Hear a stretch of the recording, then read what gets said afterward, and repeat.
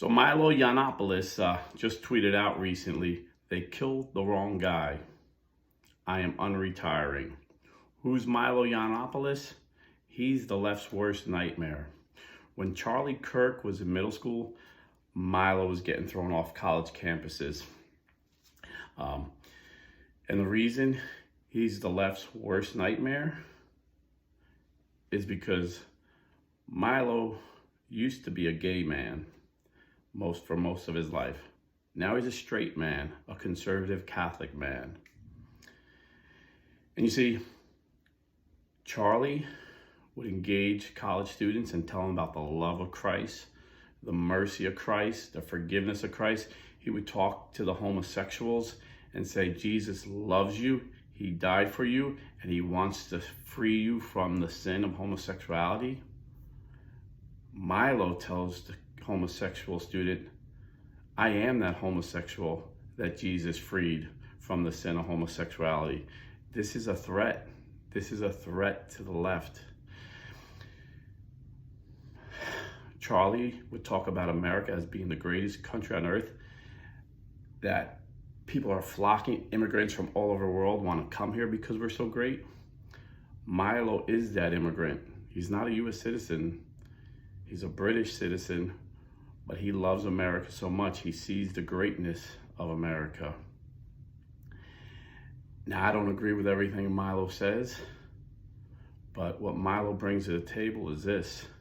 His intellect, he's as smart as Charlie Kirk. He will make the PhD professors look stupid like Charlie Kirk did every day. But he's also a stand-up comedian. This guy is hilarious. and his comedy is not politically correct. His comedy is vicious. See, Charlie was the nice guy. They killed the nice guy on our side. Milo is vicious. His sarcasm cuts like a knife. And if these snowflake students couldn't handle Charlie, they're gonna have cardiac arrest when they meet Milo for the first time. And you know, in World War II, we had the frogmen, which later became the Navy SEALs.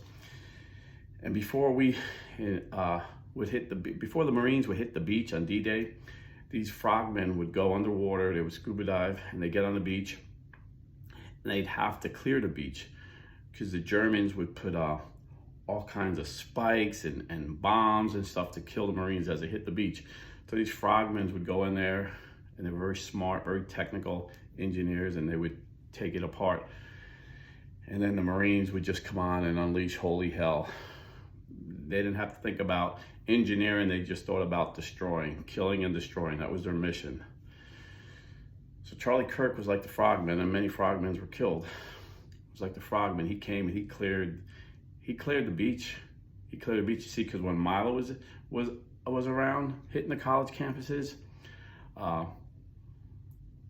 freedom of speech was under attack. Political correctness was all the thing. Now, Charlie's got these turning point chapters in thousands, tens of thousands of college campuses. We have the internet to see what he's really saying, not what the media is saying. He's saying that he's some racist, white supremacist, which is the furthest thing from the truth. And we have a president who believes in free speech and protects free speech. So Charlie was like the frogman. Milo is like the Marine. He's just coming on and he's gonna unleash the worst barrage of fire they've ever experienced. So yeah, Milo is the left's worst enemy. And again, like I said, I don't agree with everything that this man says, but Charlie Kirk told you that Jesus could set you free from sin. You see, the left, the atheists that run these colleges, they want to give the freedom to sin to these college students. Homosexuality is free. Yeah, you should be a homosexual. You should be a transgender. Whatever makes you happy. But Jesus wants to set you free from the sin. You see, he who the Son sets free is free indeed. You're truly freed. Because sin may look fun. It may be fun. That first shot feels great. That first shot of whiskey feels great. The first shot of heroin feels great. But then the devil has you trapped in your sin. whether it's the sin of homosexuality, whether it's the sin of adultery, fornication, alcoholism, drug abuse. The devil wants you in bondage, but Jesus wants you free. You see, when Joseph in the Old Testament was thrown into the prison and was held in bondage, eventually he was freed. It took like 12 years, but eventually he was free. And he said, what the devil meant for evil, God meant for good. You see, all things work together for good for those who love the Lord.